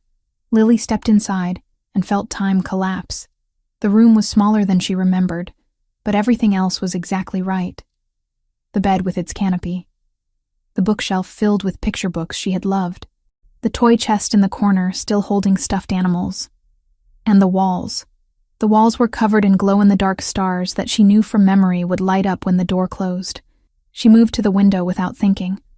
Looked out at the backyard where she had learned to ride a bike, where she had fallen and torn open her knee. "The lamp," she said suddenly, voice shaking. "The lamp on the nightstand. It is shaped like a crescent moon." Anthony went very still behind her. "How do you know that? You cannot see it from that angle." Lily turned. The lamp sat on the far side of the bed, blocked by the canopy frame from where she stood. Her mind raced for explanation. "I saw a photo in the office when I was filing. There are no photos of this room in the office files." Silence crashed between them. Samantha stood in the doorway, face pale, knowing they had just crossed a line that could not be uncrossed. Anthony moved closer to Lily. "How do you know about the lamp?" "I guessed. Moon shapes are common for kids' rooms. Do not lie to me." His voice dropped to something dangerous. "You have been lying since you walked into my building, and I have let it go, because I told myself there were explanations. But right now, in this room, you are going to tell me the truth." Lily's breath came too fast. This was not how it was supposed to happen. She was supposed to write it down, supposed to have time to prepare, supposed to control the revelation. But control was illusion. It always had been. I know about the lamp, she said, voice breaking. Because I slept under it for 6 years. Because this was my room. Because I am the person you visit every morning at a grave that should be empty. Anthony stared at her. Color drained from his face in real time. What did you say? My name is Lily Ricchetti. Not Mitchell. Ricchetti. The words tumbled out now, unstoppable. My mother faked the accident. She took me to Mexico. She told me you were dangerous, that you would hurt us if we came back. I believed her until she died and confessed that she lied about everything. He took a step back like she had struck him physically. That is not possible. You are dead. The car, the blood, the investigation, all staged. She planned it for weeks. Had help from someone I never met. We crossed into Mexico the same night you thought we drowned. I lived in Tijuana for 9 years while you visited empty graves. No. He shook his head violently. No. My daughter is dead. This is some kind of con. Some elaborate game to get close to me. To use my grief. I have your daughter's scar. Lily pulled up her jeans, showed her knee. 6 stitches. Emergency room at Mount Sinai. You held my hand the entire time and told me I was the bravest person you knew. Anthony stared at the scar. His breathing had gone ragged. I have her eyes, Lily continued, desperation bleeding into her voice. Green like my mother's. I know that my favorite food was pizza with extra cheese. That I had a stuffed rabbit named Mr. Floppy. That you used to read me Greek mythology before bed, because I said the gods were cooler than princesses. Anyone could learn those things, research them, find them in records. The video, Lily said. The one where I am 3 years old and you are teaching me to make pizza dough. I tell you there is no such thing as too much pizza, and you laugh. Actually laugh. That video is in a storage room on 15, in a box you do not let anyone touch. How would I know that if I was not her? The last piece hit him like a bullet. He stumbled backward, caught himself on the doorframe. You went through my things. I needed to know if you were the man in those videos or the man my mother described. I needed to see if you had loved me or if that was a lie too. Get out! His voice came out strangled. Anthony? Samantha started. Both of you. Get out. Now. Please, Lily begged. Please let me explain. Let me tell you everything that happened. Why I came back. Why I did not tell you immediately. I said get out. The roar filled the entire house. Lily flinched. Samantha grabbed her arm, pulled her toward the stairs. We are leaving, Samantha said firmly. You call me when you are ready to hear the rest. They made it to the SUV. Security did not ask questions, just drove. Lily sat in the back seat, shaking. Samantha's arm around her shoulders. That was not how it was supposed to happen, Lily whispered. No, but maybe it was the only way it could happen. Behind them, in the house, Anthony Ricchetti stood in his dead daughter's bedroom and tried to remember how to breathe. His phone rang 6 times. He ignored it. Voices called from downstairs, security checking if he needed anything. He told them to leave. When the house was finally silent, he sank to the floor and pressed his hands against his face.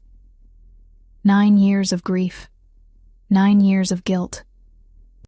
9 years of visiting graves, of watching videos, of keeping clothes and toys and memories, because letting go meant accepting they were really gone. And she had been alive. The entire time. Rage hit first. Blinding, consuming rage at Rachel for doing this. At Lily for not telling him immediately. At himself for not somehow knowing, not sensing that his daughter was breathing the same air somewhere in the world. Then came something worse than rage. Hope. Fragile. Terrifying hope that maybe, impossibly, the girl downstairs was telling the truth, that his daughter was alive, that he could have her back. But if she was telling the truth, that meant 9 years of pain had been preventable, meant Rachel had weaponized their child, meant Lily had walked into his building, worked for him, let him protect her, and said nothing. He pulled out his phone, called the one person who might have answers. Samantha. Anthony. Her voice was careful. How long have you known? Silence on the other end. Then quietly, since the Albanian attack. She told me after you left to interrogate them, and you said nothing. I gave her 2 weeks to tell you herself. That was the deal. She was supposed to write you a letter, supposed to do this on her terms. What happened today was not the plan. 2 weeks. You have known for 2 weeks that my supposedly dead daughter was alive and you said nothing. She was terrified, Anthony. 15 years old. Told her entire life that you were dangerous. Suddenly alone in a city that is not safe for someone like her. She needed time to be sure. Sure of what? That you were not the man her mother described. That telling you would not put her in more danger. I would never... His voice broke. I would never hurt her. She is my daughter. She knows that now. But she did not know it when she arrived. All she had was 9 years of lies and a dead mother's confession. Samantha's voice softened. She came back because she wanted to find you. Because she hoped Rachel was wrong. Give her a chance to explain the rest. Anthony sat in his daughter's room, surrounded by the childhood Rachel had stolen, and tried to process the impossible. His daughter was alive. Everything else, all the anger and betrayal and confusion, would have to wait, because underneath it all, beneath every other feeling, was the one truth that mattered. His daughter was alive. He did not know how long he sat there. Minutes or hours. Time had stopped meaning anything. Finally he stood, walked downstairs, got into the SUV that had been waiting. "Where to, sir?" the driver asked. "The cemetery." He stood at the graves alone, the 2 headstones that had defined his existence for 9 years. One for Rachel, one for Lily, both lies carved into permanent stone. "You did this," he said to Rachel's grave. "You took her from me, made me think she was dead. Let me suffer for 9 years when she was alive." The stone offered no answers. He turned to Lily's grave, touched the name carved there. "I do not know if you are really her," he whispered. "I do not know if I can trust what I am feeling. But if you really are my Lily, I need to know everything. I need to understand how we lost 9 years." The city noise faded into background static. He stayed until his phone rang with a call he could not ignore. When he finally left, he did not look back at the graves, could not bear to see his daughter's name on stone that should never have existed. He had decisions to make, questions to ask, a truth to verify beyond what his heart desperately wanted to believe. But first, he needed to go somewhere quiet and figure out how to reconcile the impossible with the real. His daughter was alive. Everything else would follow from that. Anthony did not call for 2 days. Lily went to work, filed documents she barely saw, ate food she did not taste. The apartment he had given her felt like a borrowed stage set, waiting for someone to come take it away. Her phone stayed on the table, screen face up, every buzz making her heart slam against her ribs.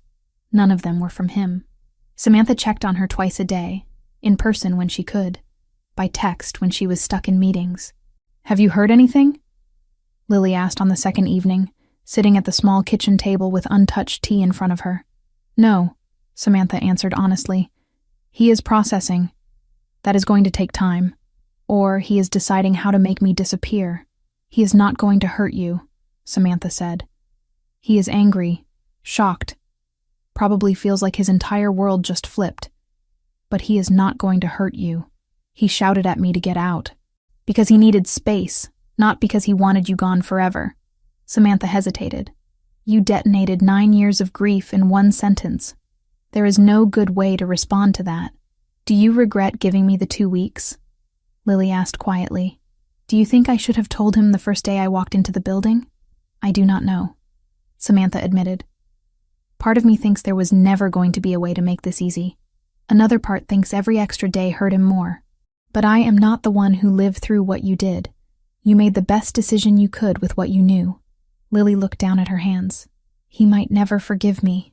He might not," Samantha said, "because lies would only make the fall worse later. But he might. You gave him something huge, terrible and miraculous at the same time. He gets his daughter back. That changes everything. If he wants me, if he did not want you, he would not have kept your room, your toys, your videos. He would not have visited your grave every day. Wanting you has never been the problem. The third day dawned gray and cold. Lily went to work because she did not know what else to do. Security still escorted her to and from the building, their orders unchanged. In the middle of alphabetizing a stack of contracts, her phone buzzed.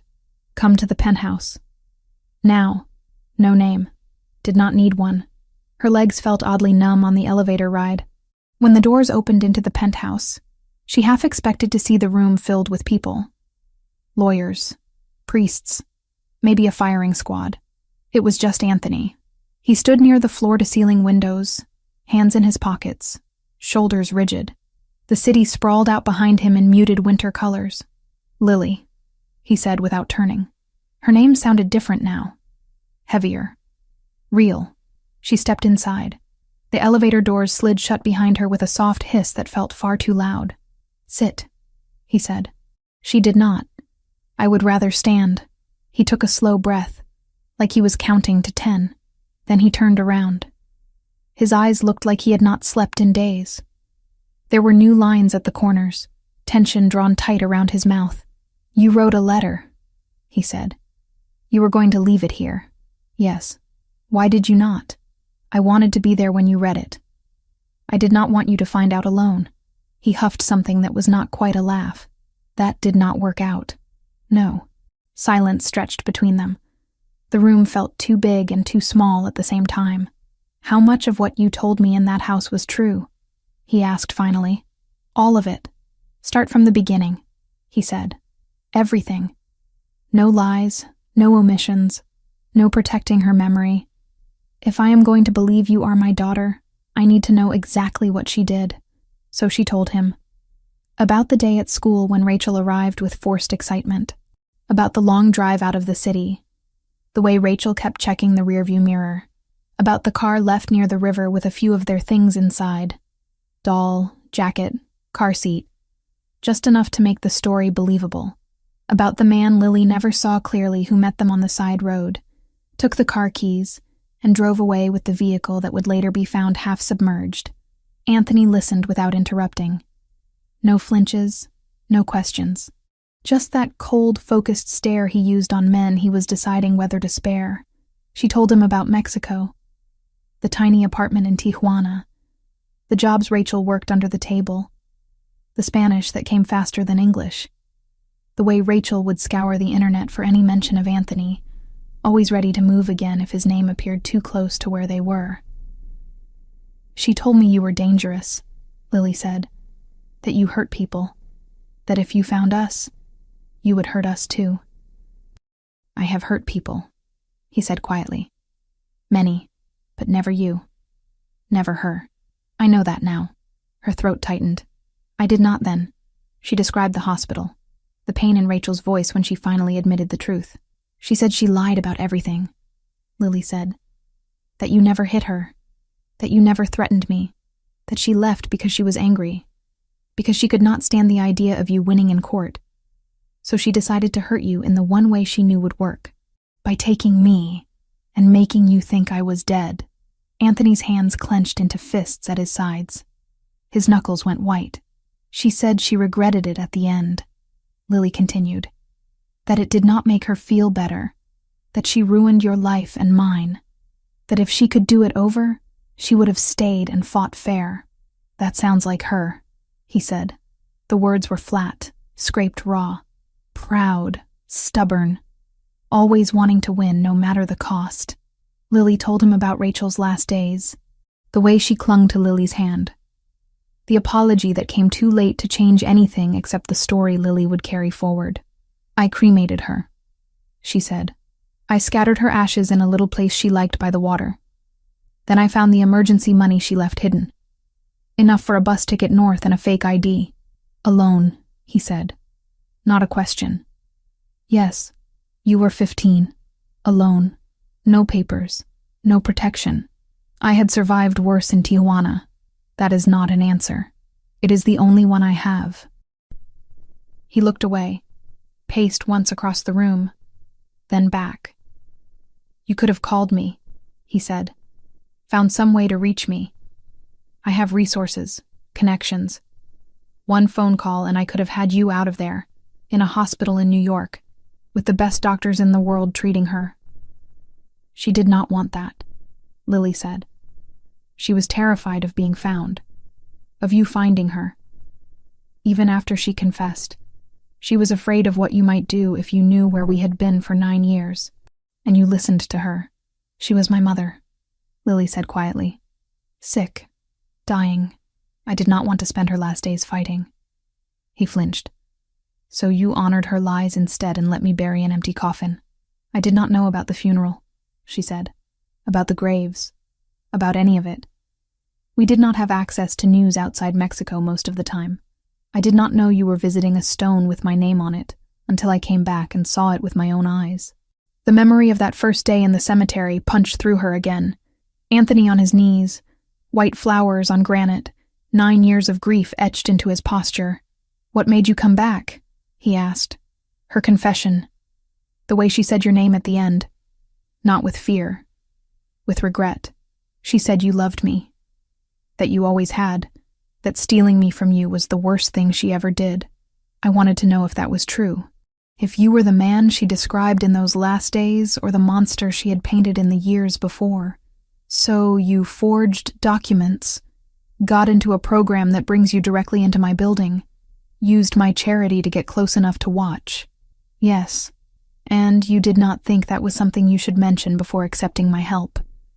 The apartment, the security, the dinners. I was afraid, she repeated. Afraid you would see me as part of what she did, that you would send me away. Or worse. Worse? His eyes flashed.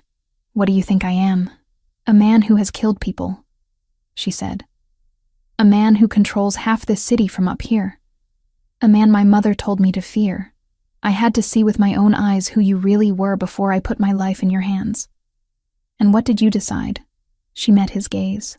That you are not the man she described. That you are terrifying and dangerous, but not to me. That you loved me. That you still do. The last part hung there, daring him to contradict it. He did not. Instead, he sank into a chair like his legs had given out.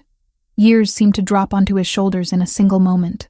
I have visited your grave every day for 9 years, he said slowly. Rain, snow, heat waves, does not matter. Every morning at 7:30, I stand in front of a stone with your name on it and talk to someone I believed was gone forever. I know, she whispered. I saw you. He looked up sharply. You what? When I first arrived, before I went to the program, I found the cemetery. I watched you from behind a tree, 3 days in a row. I saw you kneel. I saw you cry. I saw you talk to the stone. That was when I realized my mother had lied. Not just about you being dangerous. About you not caring. You cared more than anyone I had ever seen. He closed his eyes like the image physically hurt. You let me suffer for 9 years, he said. You let me think you were dead while you were alive. You let me mourn every single day. I did not know you were mourning, she said desperately. I did not know what you were doing, what you thought. I was a child in another country being told my father was a monster. I did not choose any of that. And when you did know, when you stood in that cemetery and watched me, when you walked into my building under a fake name, I panicked, she said. I wanted to tell you immediately. I almost did. In the archive room, when you asked my name and heard it. In the penthouse, when you bandaged my arm. But every time, fear stopped me. Fear that if I told you, I would break you. Fear that you would look at me and see 9 years of lies. Not your daughter. You thought not telling me would hurt less. No, she said. I thought it would buy me time to be sure. To know you as a person, not a myth. To understand the life you lived, so I did not walk into something I could not handle. And in the meantime, my enemies found out before I did. That was never the plan, she said, anger at herself bubbling up. I did not think about how fast information moves. I was stupid. No, he said. You were 15. There is a difference. The anger in his voice had shifted. Less directed outward now, more turned on himself. He stood abruptly, paced to the window, then back. How long has Samantha known? He asked. Since the attack. I told her after you left to interrogate them. She gave you time. She gave me 2 weeks. I did not use them well.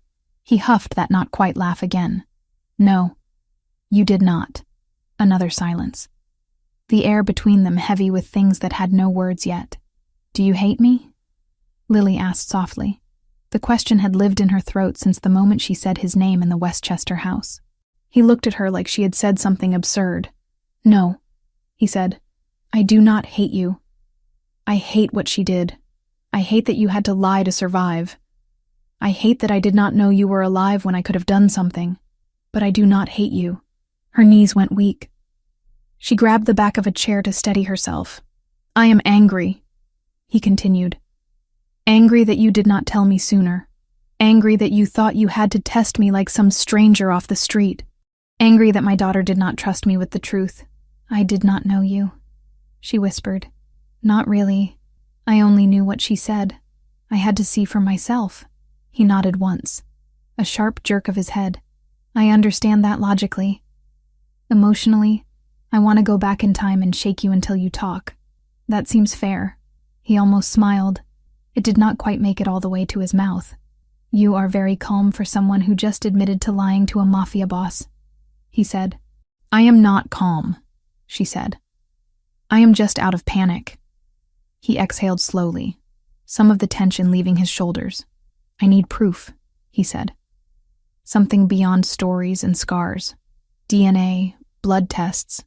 I need my head to catch up to what my heart is already screaming at me. What is your heart screaming? Lily asked before she could stop herself. That my daughter is standing in front of me, he said simply. That the universe has played a cruel joke and a miracle at the same time. That if I am not careful, I will break both of us trying to make sense of it. He moved closer. Slowly, like approaching something wild. I want to hug you, he said. More than I have wanted anything in years. But I do not know if that will help or make this worse. Maybe we do not have to know, she said. Her voice shook.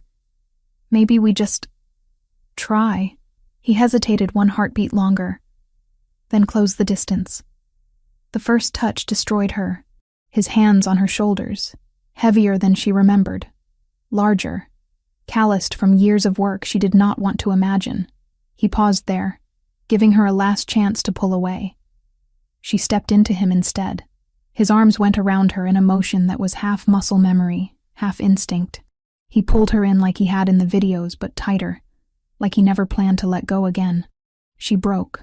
The sob tore out of her so violently it bent her forward. Tears soaked into his shirt, hot and endless.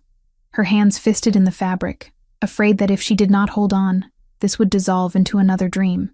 He shook too. She felt it, his chest heaving, breath uneven, one hand cradling the back of her head like she was still small enough to fit entirely under his chin. I am here, he whispered into her hair. You are here. You are real. I am sorry. She choked. I am so sorry. I should have come sooner. I should have told you immediately. I should have... Stop, his voice cracked. You survived. You came back. That is all that matters. They stayed like that a long time. Time blurred. The world outside the windows could have ended, and neither of them would have noticed. Eventually, the sobs slowed. Lily's legs went from shaky to merely weak. Anthony did not release her completely, just eased his hold enough to see her face. You look like her, he said quietly. Like me too. But the way you frown... He brushed a thumb over the line between her brows. That is all her. I do not remember her the way you do, Lily said. I remember the last version, sick, angry. Sorry, I do not remember this house or what you were like together. I have videos, he said. Pictures, stories. We will go through them when you are ready. All of them. You deserve to know the part she stole from you. Do you... She hesitated. The question felt fragile. Do you still want me here? In your life? In this... world? I have wanted you here every day for 9 years, he said. That has not changed because I am angry at how you came back. You are not going to send me away. Never. His voice hardened on that word. I let you be taken once. I will not fail you again. She believed him. For the first time since stepping off the bus in New York, some part of her unclenched. A soft knock sounded from the elevator foyer. "It is Samantha," came the muffled call. "Anthony? Lily? Are you okay?" Anthony closed his eyes briefly, then stepped back, keeping one hand on Lily's shoulder like he needed the physical contact to stay grounded. "Come in," he called. The elevator doors slid open. Samantha stepped out, expression fierce and worried at once. Her gaze flicked between them. Red-rimmed eyes, tear tracks, the slight swell of Anthony's chest from uneven breathing. "You talked," she said. "We did," Anthony replied. "And?" He looked at Lily, then back at Samantha. "And I need to know something." "Anything," Samantha said. "How long?" he asked. "Have you been carrying this alone?" She understood he did not mean about Lily existing. He meant about him, about his grief, his anger, his slow, stubborn attempt at being human again. "Since the day I met you," she said, but more consciously for the last few months. "You should have told me when you knew," he said, though there was less accusation now. "I know," she said. "If I could go back, I would probably do it differently. But at the time, all I could see was a girl who had survived something impossible, and a man who had survived something else impossible. And I did not want either of you to break the other by moving too fast." He studied her for a long moment. Then he did something that surprised Lily. He reached out his free hand and pulled Samantha closer, careful not to let go of his grip on Lily. "We are going to need you," he said simply. "Both of us." Samantha smiled through her own tears. "I am not going anywhere." They ended up on the couch, an odd, fragile triangle. Anthony sat in the middle, Lily on one side, Samantha on the other. The city stretched out beyond the glass, unaware that in one penthouse, a family was being painfully, miraculously reassembled. "Practicalities," Anthony said eventually, the strategist in him resurfacing. "We need to fix your papers. Birth certificate, death certificate, school records. The law believes you are dead. We have to undo that without making too much noise. I can help with that," Samantha said. "I have contacts in social services. They will be shocked. But there are procedures for people declared dead and later found alive. Rare, but they exist. We will use official channels where we can," Anthony said. "And where that fails, we will use mine." "What about school?" Lily asked. The thought of a normal classroom felt alien. "You are going," he said. "You lost too much already. You are not losing your education on top of it. We will find a place that can handle security quietly." Lily thought about kids her age who had spent the last 9 years worrying about grades and crushes instead of border crossings and forged IDs. The idea of sharing a classroom with them seemed surreal. "What about Rachel?" Samantha asked carefully. "What are you going to do about her grave?" Anthony looked toward the window, though it did not face the cemetery. "I am not ready to answer that yet," he said. "I need time to reframe." Lily nodded. "I want to talk about her, all of her, not just what she did at the end." "We will," he promised.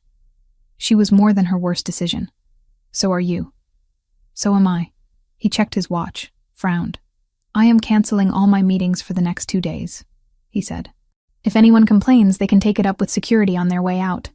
You cannot just—" Samantha started. "I can," he said, "and I will. I am not leaving this apartment unless the building is on fire. The world can wait."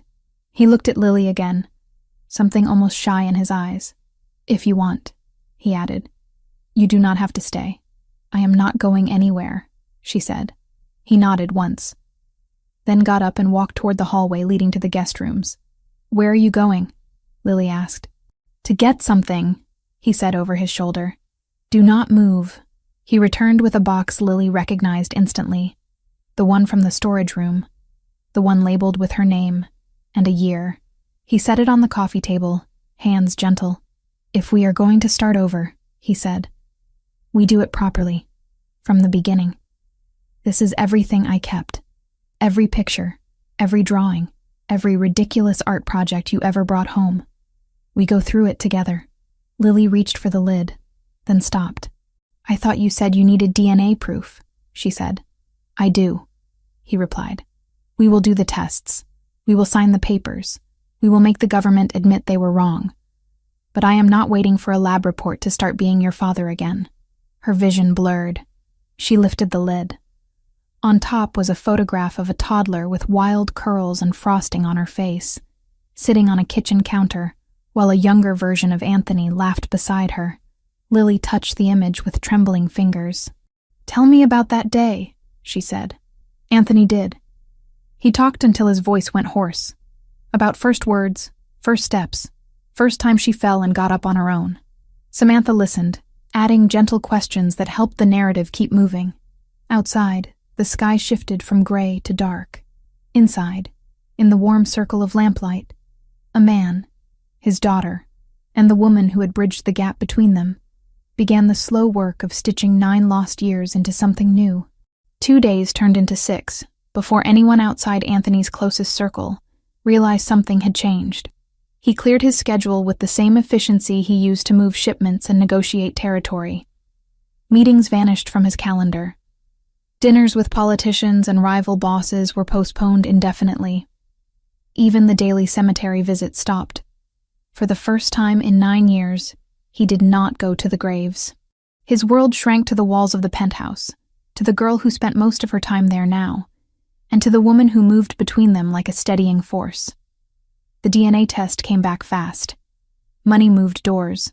A private lab ran the samples without questions. The envelope arrived hand-delivered by one of Anthony's most trusted men. He did not open it alone. He sat at the kitchen island with Lily on his right, Samantha on his left. The man who brought it stood near the door, pretending not to watch, but his eyes kept darting back. Anthony turned the envelope over in his hands once, then twice. The weight felt heavier than paper should. You do not have to open it, Samantha said. You already know. I need my head to catch up, he answered. Feelings are messy, results are not. He slid a letter opener under the seal and ripped it cleanly. The folded sheet inside rustled as he unfolded it. His eyes scanned the page. 1 line. 2. He exhaled, a sound somewhere between a laugh and a sob. 100%, he said, voice unsteady. Biological match. Parent and child. Lily's breath left her in a rush she had not realized she was holding. So that is it? She asked. A piece of paper and suddenly the world accepts what we already knew? The world, Anthony said. No, but I do.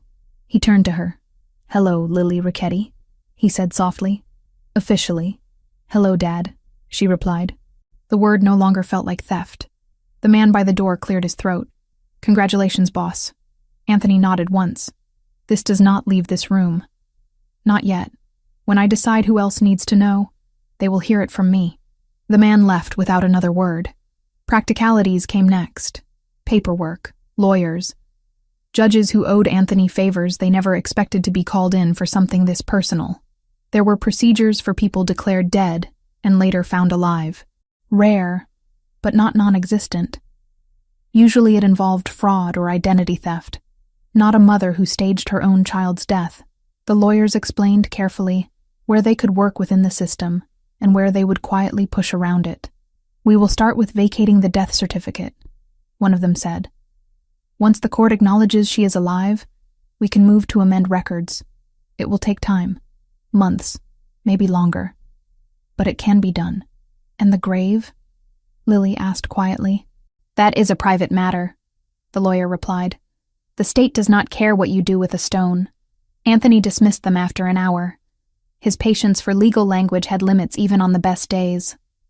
Today, his tolerance was thin. When the door closed behind the last suit, he looked at Lily and Samantha. I want to change it, he said. The stone. Both of them.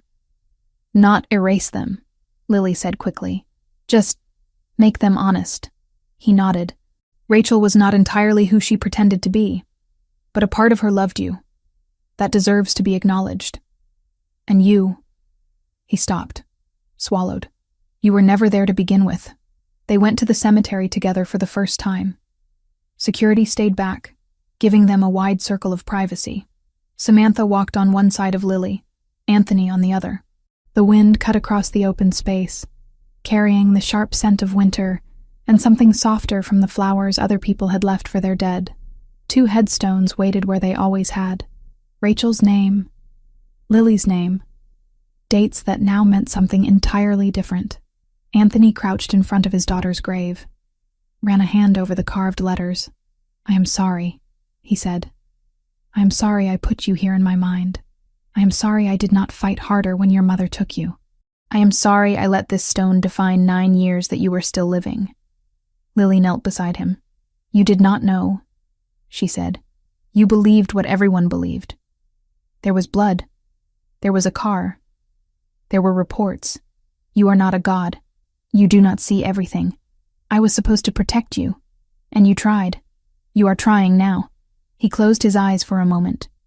When he opened them, they were wet, but clear. "We will replace this," he said. "Not remove it completely. I cannot pretend those 9 years did not happen, but we will change it into something that reflects truth." "What will it say?" she asked. "Maybe nothing," he said. "Maybe it will be blank for a while, a reminder that the story is still being written." They moved to Rachel's grave next. Lily stared at the name. Her mother.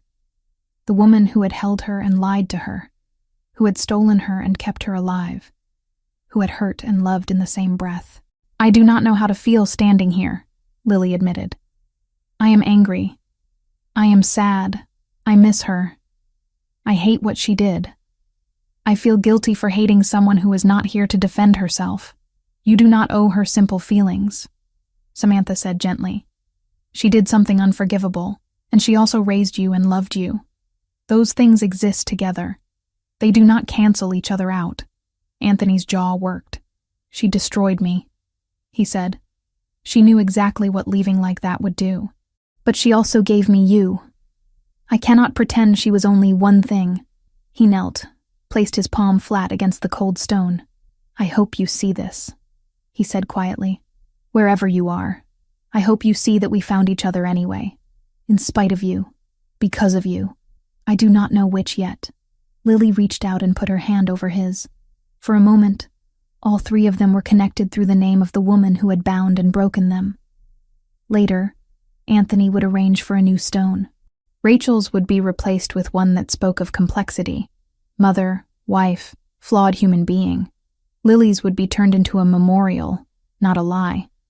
A marker for what almost was lost, not what had been. But that day, they left the cemetery with nothing changed but themselves. Back at the penthouse, real life waited. "We need to talk about school," Anthony said that evening over takeout containers spread across the kitchen island. He had tried to convince the chef downstairs to make something, but Lily had asked for cheap Chinese food that reminded her of late nights in small apartments. He had reluctantly agreed. "I have never been to a real American school," she said, picking at noodles. "Not since I was 6. "Then you are overdue. I do not even know what grade I should be in." "We will test you," Samantha said. "See where you are academically, then place you accordingly. Age-wise, you would be in 10th grade. But we can adjust if needed." Anthony frowned. "I do not like the idea of you in a building I do not control." "There are private schools with good security," Samantha replied. "Places used to high-profile kids, children of diplomats, CEOs, people with enemies. And me," Lily said dryly. "Child of a Mafia boss. That will go over well." "No one has to know that part," Samantha said. "On paper, you will be the daughter of a wealthy businessman. That is all." "You are okay with lying like that?" Lily asked her. "I am okay with keeping you alive long enough to figure out who you want to be," Samantha said. "If that means fudging some details on a school application, I will sleep fine." Anthony gave a short nod. "Start looking. Money is not an issue. Safety is. And what about—" Lily hesitated. "Your world. The other one. The part that is not boardrooms and legal fronts. My world," he said slowly, "is not what it was when my father ran it. I have already been moving things toward legitimate operations. Too slowly, apparently. Now, with you here, that process accelerates. You cannot just walk away," she said. "You said so yourself. I cannot vanish without consequences," he agreed. "But I can step back. Delegate. Reduce exposure.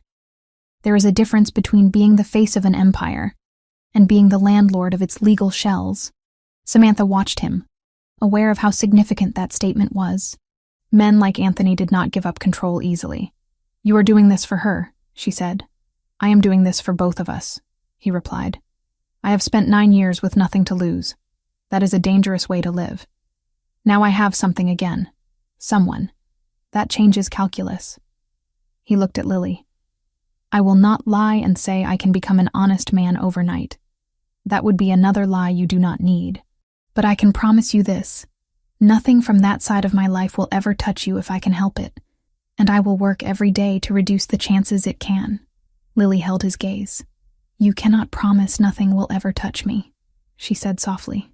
"You live in a world where bullets do not care about intentions." "You are right," he said. "I cannot control everything, but I can control where I stand when the bullets start flying." "You would stand in front of me," she said. "Every time," he answered. Trust did not spring fully formed from those words.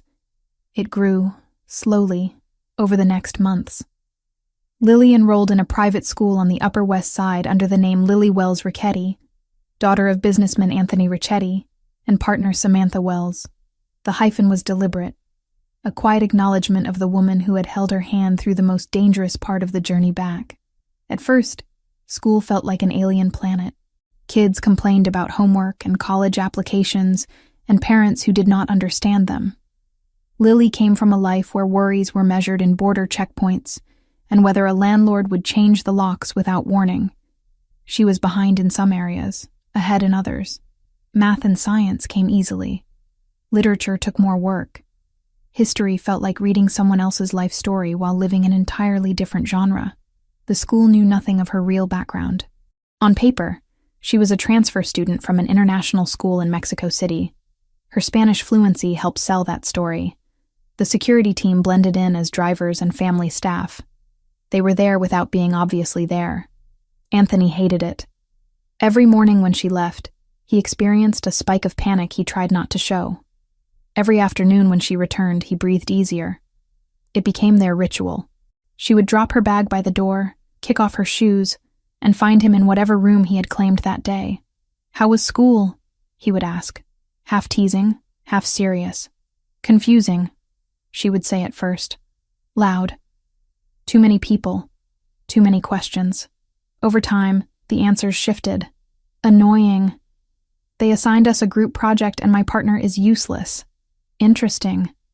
We learned about ancient Rome and I could not stop thinking about how similar it is to your world. Good. I got an A on my biology exam." He kept every report, every grade, every small piece of normal life like he had kept her baby teeth and birthday cards. This time, the boxes would not sit untouched in a hidden room. The organization adjusted too. Some men grumbled quietly about their boss going soft, about meetings delayed because of parent-teacher conferences, about resources diverted to legitimate investments. Others understood. "Boss is thinking long-term," one of his lieutenants said in a bar one night. Before, he was thinking until the next bullet. Different game now. Anthony did not explain himself. He did not need to. Anyone who had seen his face when he walked into a room and Lily looked up and smiled understood enough. The Albanians tested the boundaries once. A minor flare-up on the docks. Nothing major. A container misplaced, a payment delayed. Shots fired more as warning than as declaration of war. Anthony responded with controlled ferocity.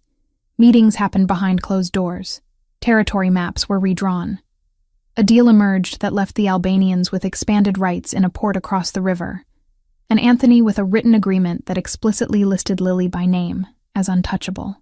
"If anything happens to her," he told their leader across the table, voice calm and cold, "I will not go after your money. I will not go after your men. I will go after your family, and I will not stop." The man believed him. He signed. When Anthony came home that night, he found Lily asleep on the couch, a textbook open on her chest. Samantha sat in a chair nearby, reading a file. "How bad was it?" she asked without looking up. "Handled," he said. "They will not touch her." "You cannot guarantee that." "No," he said. "But I gave them extra incentive to keep their distance." She closed the file, studied his face. "You look tired." I negotiated with men who think compromise is weakness. I am exhausted. Come sit down, she said. For 5 minutes. Then you can go back to being terrifying. He did. He sat beside his sleeping daughter and watched the steady rise and fall of her chest. She snores a little, he observed. Only when she falls asleep on the couch, Samantha replied. In bed, she sleeps like the dead. He winced at the phrase. She did too. I am sorry, she said. Do not be. Death will always be in the room with us. We might as well learn to joke around it. He turned to her. You saved us, he said quietly. Both of us. If you had told me the day you suspected, I might have pushed her away. Might have thought it was a trick. You gave her time to see me. You gave me time to be someone worth coming back to. I also let you both suffer for longer than you needed to, she said. That is not nothing. It is part of the story, he said. Like everything else, regret does not erase what came after. He reached for her hand. It had become an easy gesture by now, but it still felt significant. I want you here too, he said. Not just as someone who bridges gaps. As part of this. If you want it.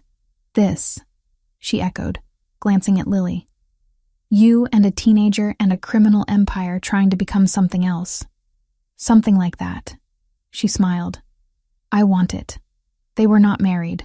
Not yet. The idea had been mentioned once, half-jokingly, then left to simmer. They did not need papers to define what was already clear in how they moved around each other. 6 months after Lily first spoke the truth in that Westchester bedroom, the three of them returned to the cemetery. The new stones were in place. Rachel's grave now bore an inscription that read, Rachel Ricchetti, beloved and flawed. Mother, wife, human. May the parts we loved teach us to forgive the parts that hurt. Lily read it twice. Do you think she would be angry? She asked. Probably, Anthony said. She would say I was making her too soft. She was softer than she wanted anyone to see, Lily said. You just did what she could not. They walked to the other stone. Where Lily's name had been, there was now a simple plaque. For the years we thought we lost her. No dates. No more lies.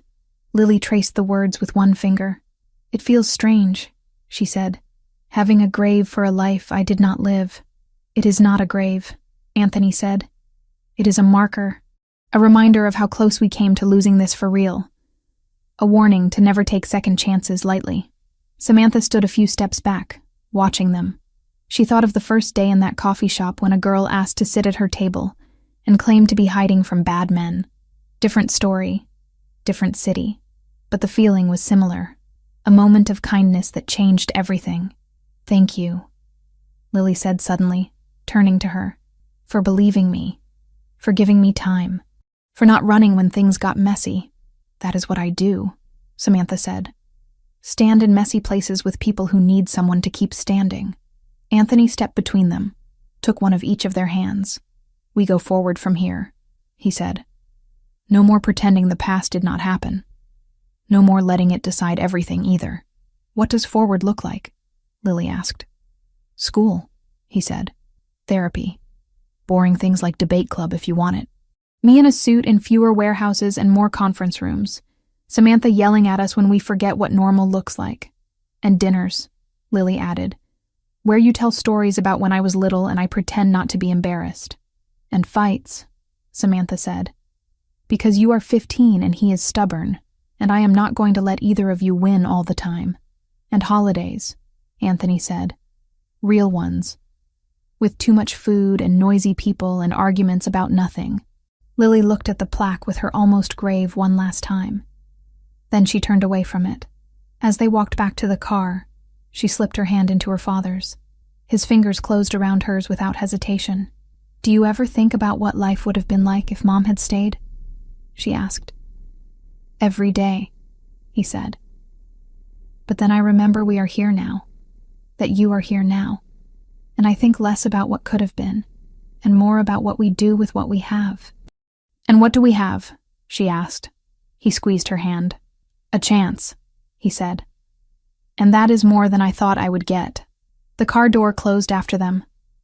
The city waited, full of dangers and possibilities. The past walked alongside them, but it no longer dictated every step.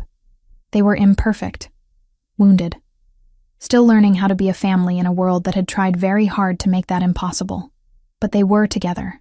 And for people who had lived years believing certain graves were full, that was everything.